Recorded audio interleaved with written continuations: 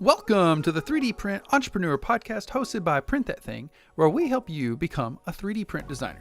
I'm your host, Jaywall, and today's episode we're going to be talking to Ed from the Institute of 3D Printing, aka IO3DP.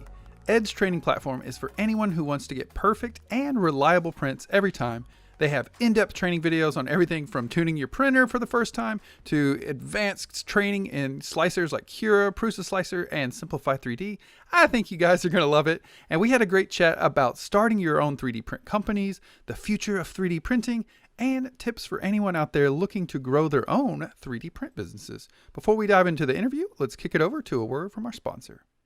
This episode is brought to you by Print That Thing, an educational platform that helps you become a 3D print designer within 30 days. We provide easy-to-digest lessons that compound so you can learn fast. Sure, you can learn 3D print design on YouTube, but we teach a unique and flexible workflow not found anywhere else. You'll learn by doing, while creating 10 unique designs, giving you a strong foundation to get you 3D printing your own ideas. If you want to unleash your superpower of 3D print design, become a member at ptt.live for designs, courses, and community. Welcome back, everybody. Thanks for tuning in to the 3D Print Entrepreneur Podcast. I have a very, very special guest. This is one of my favorite people in the 3D print entrepreneurial space. This is Ed from IO3PD. What's up, Ed? Thanks for joining. Hey, Jaywall, how's it going? That was a really nice intro. Yeah, thank you. I've been practicing really nice for you. About me. Yeah, dude. No, I'm so excited to have you here. So, Ed, tell everyone if they're not familiar with the Institute of 3D Printing, or just, I kind of really want to know, like, what were you like as a child? And then kind of how did you evolve into the 3D print? Wow, we get deep. Let's go. Why not? Yeah, let's go. So which should I answer first? Should we go back in time? I'll tell you what. Anything you want. We'll cover what the Institute is, because then you can make up your mind whether or not you care about. Okay, yeah. Oh, yes. Maybe. So the Institute of 3D Printing was kind of born out of half frustration and half people just asking us, because our old company, Rigid Ink, for those of Rigid Ink. Yeah, so yes. We helped people out with their printing a lot. Like, that was our service thing, and people are just like, I really need some way of learning 3D printing, in a structured way. Of course, there's loads of places you can learn it. Right. There's YouTube, everything. Yeah. and YouTube, right. and they're all great platforms. But it's very piecemeal. It's quite bitty. Mm-hmm. So that's what we did. We created a business basically that teaches people how to 3D print in the shortest time frame possible. Yes, and it's helped me tremendously, because I was like, I'm good, I got it, I figured it out. And then I got into their platform and took a lot of their advanced slicing courses, and now it's like, oh my gosh, like I just have so much more knowledge, I guess, that I thought I knew, which I didn't. But I still need to dive in and take the actual 3D printing classes, because I'm more of a designer. I know a lot of people listening to are a lot of designers too, but it's definitely good to know how to talk to the robots, right? Yeah, it's like coding, but it's skills worth having. Definitely. Yes. Okay, so what were you like as a child? Were you always like entrepreneurial spirited? Were you like mowing grass and stuff as a little kid, or were you like, what was that like? What was little Ed like? I was literally, my entire childhood was spent doing two things: was taking stuff apart, like literally, VCR players, just all stuff like that, tape desk players, like anything would just get taken apart immediately. I'd never really make anything useful with it until I was a bit older, in my teens. I used to tinker with electronics then, but as a young kid, I was literally just taking stuff apart. I wanted to know how everything worked. That's cool. And then, so the entrepreneur side, I was literally like mowing lawns. Oh, really? Yeah, I did that too. Went around car washing. Me and a friend used to go around with a bucket, and we lived in the village, and we would wash everyone's cars, and it was pretty good money earner. And then one day we went around to someone's house, and we found out someone else had been washing cars. Dun dun dun. No. And I was like, so that was like the first lesson in branding and keeping a loyal customer base. So. Yeah, and that retention. Harsh lesson to learn at about 10 years old. Definitely. So how did you get into, like, did you go to school for like engineering or anything like that? Or did you go to college for anything like that? No, so I nearly went to university, but I managed to escape at the last minute. I dropped out. That was the smartest decision I ever did halfway through. I was like, if I go down this route, if I'm being honest with myself, it's just to sort of like try to meet my parents' expectations. And Right. it's like it's not going to work out. So yeah, pretty much been in business since I was 16. That's cool. So what kind of I know you mentioned Rigid Ink. That was one of your other 3D printing businesses, but kind of let the audience know kind of how you got to the education and 3D printing space and mentorship space, like kind of what that journey was. So yeah, I mean, from the Rigid Ink point, I mean, we did filament for those that know, and if you didn't, then now you do. Woo! So we did that, and our main thing really was like, yeah, really good quality filament, but also like just teach people how to use it. So Mm-hmm. through that, we had to build a lot of systems in place to basically try and get as many of people to success as possible, because you've got an open source printer, you've got different slicer, different printer, you've got different filaments, Right. and really it almost fell on our shoulders to coach people through the whole process to get decent quality prints, because obviously if they weren't getting decent quality prints, they'd probably think it's the filament. Yeah, they'd be like, it's the filament's fault. Yeah, so we I've had done to that. get really good at teaching people like Yeah. over email, Wow. which was a lot of back and forth. Oh And my it gosh. was like, this is a very archaic system. Yeah. So yeah, the institute was kind of born out of necessity, but also people asking us like, can you teach us to 3D print in a more solid way? So Yeah, that's what I love too. It's linear. I'll share a screenshot. If anyone, I know a lot of people are listening, but if anyone's watching, I'll share a screen real quick of kind of what I'm seeing. You can kind of see my progress as becoming a 3D printer. Again, I'm more into design, but we got Ed you here. already knew what you were doing beforehand, Jason. I mean, kinda. I'm still not like a great You're a 3D badass. printer. I feel like I'm a badass designer, but like I'm still like I'll let somebody else 3D print stuff. I still got 5 printers running every day, but like, and thanks to you, I got them all rolling. And they're like almost plug and play. But what was I saying? Anyways, I really want to talk about the slicing courses, because I know a lot of my design students talk about they want to know more about slicing, and this platform is where you need to go. I mean, they have Cura, Slicer, 3D, and Prusa Slicer from basic, intermediate to advanced, and definitely recommend it. Especially if you think you probably don't really know. Yeah, because the slicer, it's like the hidden thing. Like everyone thinks the action happens like tweaking the settings on the printer. It's like no, like everything happens in the slicer after That the G-code design stage. Obviously, Yeah. like, you get the STL, Right. but changing everything, really everything happens in the slicer. So it's a huge part, as you know. Definitely. Well, you can see at the bottom of my screen. I love that too. That's what I was trying to say is like you have the progress bar. So as you go through the membership, you know how much you've done. And you can see I've got all this on the slicer, but I still I've shied away from the actual 3D printing. I'm intimidated. We can see you slacking, Jason, at only 34% completion. I know. I got to step it up. I'm going to do it. I have to send the boys round. That's great. So if someone does have questions, I've never reached out to, like it says, click here, ask an expert. So what happens if I hit that button? I don't hit that button. Don't do that. There's bad things happen if you hit that button, Jason. No. So that allows you into our other secret portal where basically we patch you through to people who really know their stuff, 3D printing. And they've been doing it for years. And they usually, whatever problem you're experiencing on your machine or something in your slicer, you can guarantee that they've experienced it before, or if they haven't, they'll know how to. They'll try and figure it out, right? That's cool. All right, well, I'm gonna push the button sometime. Yeah, do it. I probably will in the 3D printing spot. Well, what are your favorite aspects, just in general, of the 3D printing industry? Since you've been in kind of 2 different types of businesses, is there anything that stands out to you, or that you like the most? Yeah, I mean, do you mean just in 3D printing in general? Yeah, just overall the entire industry. Like, is there anything that sticks out to you, what you like about it, or why we keep doing what we're doing? I love the community. So aside from the fact that you can just create almost anything hypothetically, just create it, which is something a lot of people in the industry get over quite quickly, but it's still amazing. It is. I'm always surprised by what people are making. It's nuts. But the community, I mean, really, if you think about it, if we rewind a few years ago, the early kit 3D printers like Mendel's and stuff like that, like people getting these, they're soldering stuff together because it doesn't work out the box. Far from it. Right. So it's like, how many communities do you know, or where they're happy to like not just solder stuff together, but then help the 3D printer companies like build the printers, Wow. basically. Yeah. Obviously you see what Prusa's done. I mean, they're very open source. Oh yeah. So it's just a fantastic relationship between community and them helping the companies create better printers, really, and that loop. Beautiful. Yeah, beautiful. I love that. That's me too. Well, where do you think like the future of 3D printing is going, or where do you hope it's going?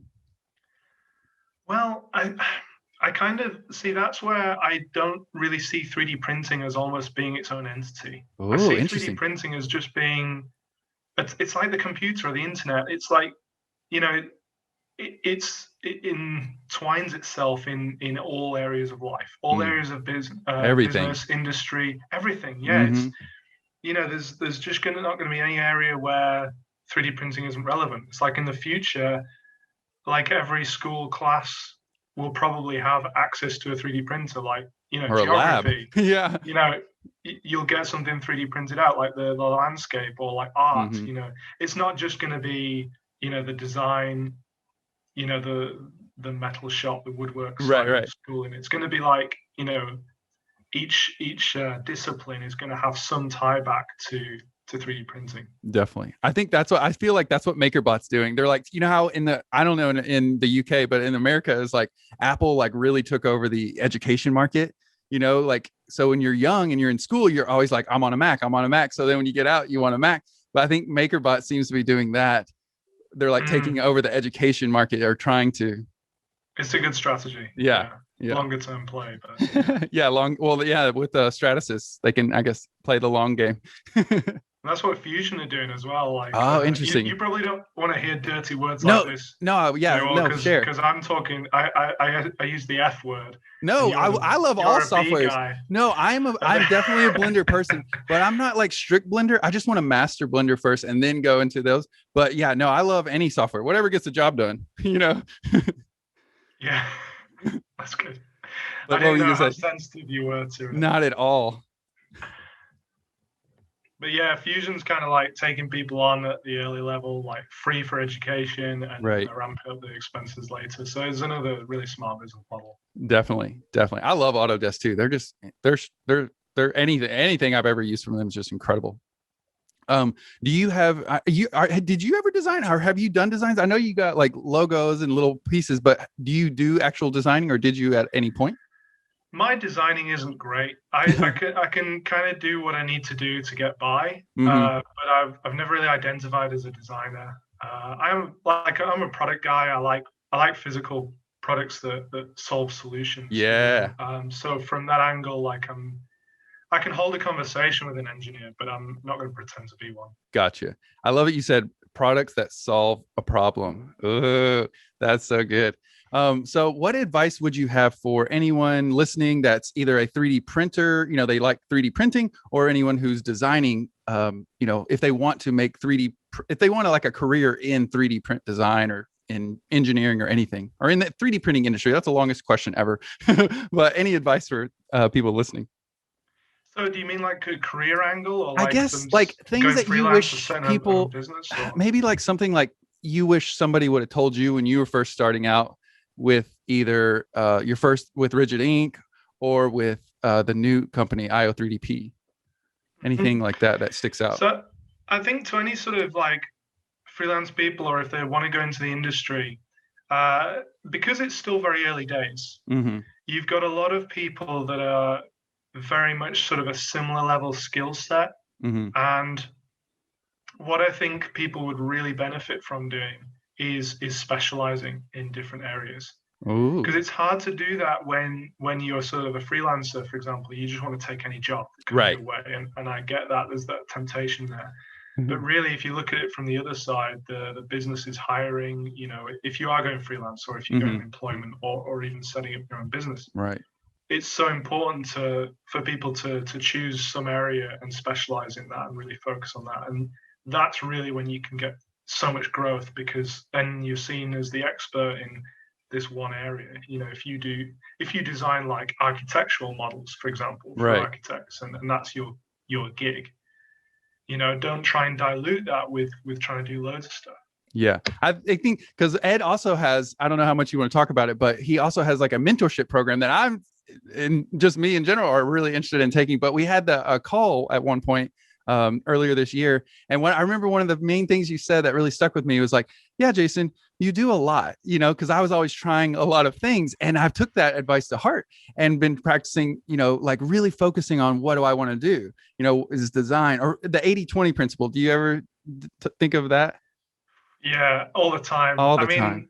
mean, I think everyone's heard of the 80-20 rule. Mm-hmm. You know, obviously 80% of your results and actions are driven by 20% of your actions. So true. But it's an area that I try to apply in most areas of my life Mm-hmm. where I can. So it's so important because people just do so many different things that really, in hindsight, in retrospect, you didn't need to do. Right. And that's You what know? it's really, and I've even tried to, because me and Amber are trying to build a company where we can start hiring people. Oh, you guys are hiring, aren't you? Or did y'all fill the video? Is that still open? Yeah. So we're hiring for Listen up, like folks. some content. So yeah, basically we've got a job out at the moment for basically some content creators, like video content creators that Cool. can help create video content Heck for yeah. us in the library. But yeah. So in for the actual membership or for like marketing or both? Yeah, for the membership. Cool. So That's awesome. So yeah, so it just keeps on, it'll just keep on growing. That's what we're doing too. That's great. yeah.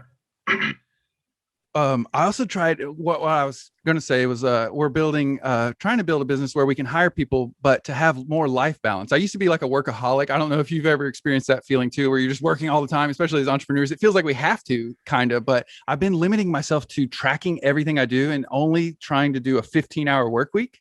And it is mind blowing how much like bullshit I was just doing Yeah. that didn't really matter. And so do you do anything like that?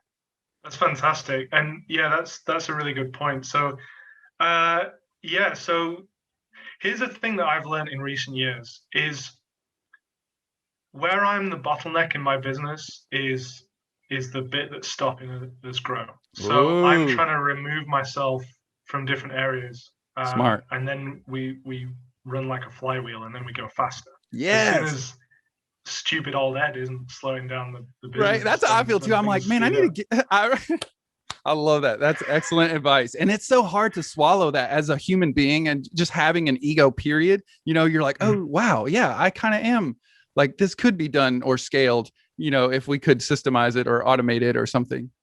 Yeah, it is an ego thing, and It is. it's understandable. Yeah. Uh, yeah, definitely, it's You just gotta work on that. Yeah, that's the hardest part because that's what I struggle with right now is like getting my face off of YouTube, which is like YouTube's all about you and personality. But I'm like, I don't know though. I'm like in a 50-50 spot. But I don't anywho, know. I think you've got a good face for YouTube. I think Like, you you do know, too. I've been telling, so Ed doesn't really do like, you don't do a lot of social media. Let's talk about social media because I love what Ed always says, likes don't make dollars, or how do you say it? yeah, like likes don't pay the bills, do Yeah, they they? don't. They Yeah, really don't. exactly. So you guys are doing mostly like paid advertising type things because y'all don't do like Instagram or TikTok or YouTube or anything like right at the moment, right? No, so we get a lot of traffic still because we good at doing the SEO, Uh-huh. and you know, people love our guides and stuff and a lot of our free content, and Mm-hmm. you know, people like that. So that works, but also just paid traffic, paid Yeah. Yeah. advertising. Yeah. I want to get into that. I feel like I'm not really there yet, but I'm trying to get like at least to like get my offer right, you know, and then get up to at least 10K like revenue and then Mhm. maybe go into paid advertising. Do you have any advice for people who may want to, they think maybe like they want to grow their Instagram to a million jillion followers or to like promote their printing business or anything like that? Like what would you, because you know, you kind of have to have capital a little bit to do ads, or what do you think? There's kind of Yeah, two. you do really because it Yeah. can just be a black hole of money. So, Right. like you said, you've got to get your offer working first, and you Mm-hmm. know that converts, and then that way you know that if the ads aren't working, you know it's the ads, not Mm, your offer, because usually it's gotcha. your offer. Right. Right. But unfortunately, with paid traffic, you've kind of got to have a grand or two to sink into it. Right. before you expect to see any return. Gotcha. That's But good yeah, advice. it's just like anything in business, really. Like get the education. We invested recently in an advertising sort of mentorship Oh, program cool. on Awesome. Facebook ads and YouTube ads and stuff, Yes, and just to really learn that. So definitely. Yeah. I helps a love that lot. you're always learning too. That's what I'm like every time I'm like, I'm buying a course, it's like, okay, what can I learn? What can I learn? That's great, dude. So much great advice. Is there anything else you want to share with the audience or listeners before we play a little game? I don't know. The game sounds interesting. All right, It's let's got do my a game. intrigue. Okay. So PLA, or I'll just say 2 words and then just let me know, whichever word resonates with you. PLA or TPU? TPU, it's more fun. Yeah, I like that. And it's strong. And you can say pass too. FDM or SLA? It's got to be FDM because that's what I know. 3D scan, 3D scan or 3D model? It's got to be 3D model because you have more control and the scanning's just not quite there yet. Soon. Not yet. Yeah. Soon. Soon, hopefully. Supports or no supports? No supports. Hate supports. Supports. STL or OBJ? Oh, OBJ. Oh, yes. Precision modeling or sculpting?